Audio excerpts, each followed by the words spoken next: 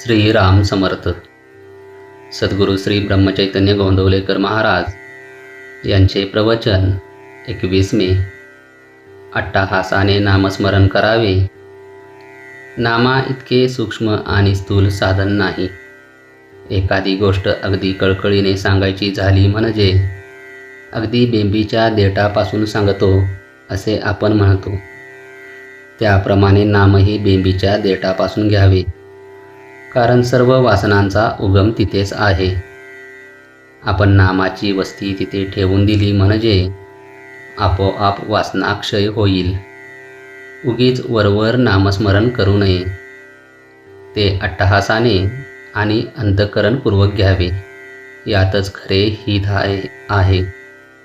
आता वासनाच मेली तर आम्ही विषय कसे भोगू याची नाही काळजी करू.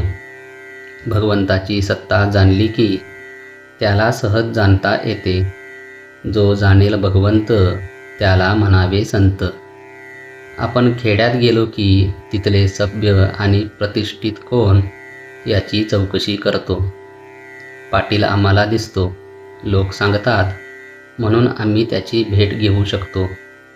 पण परमात्मा निर्गुण निराकार, त्याची ओळख कशी करून घ्यावी कळत नाही.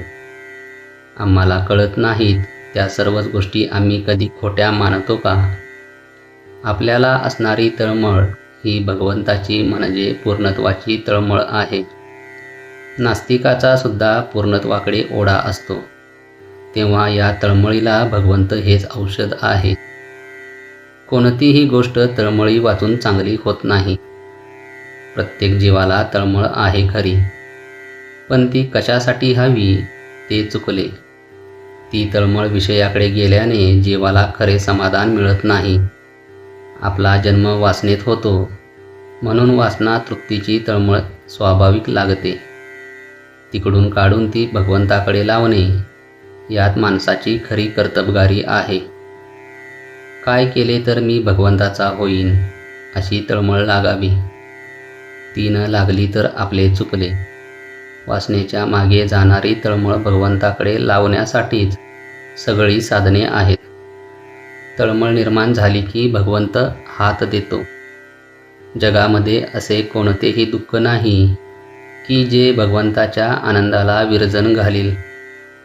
प्रत्येकाला आनंद पाहिजे आहे. आनंद हेच भगवंताचे स्वरूप आहे. म्हणून मुळामध्ये असलेली गोडी आपण अभ्यासाने वाढवावी. भगवंत जर आपले मूळ स्वरूप आहे तर मग त्याचा अभ्यास करण्याचे काय प्रयोजन? तर त्याचे कारण हेच की आपल्याला भगवंताची विस्मृती झाली आहे.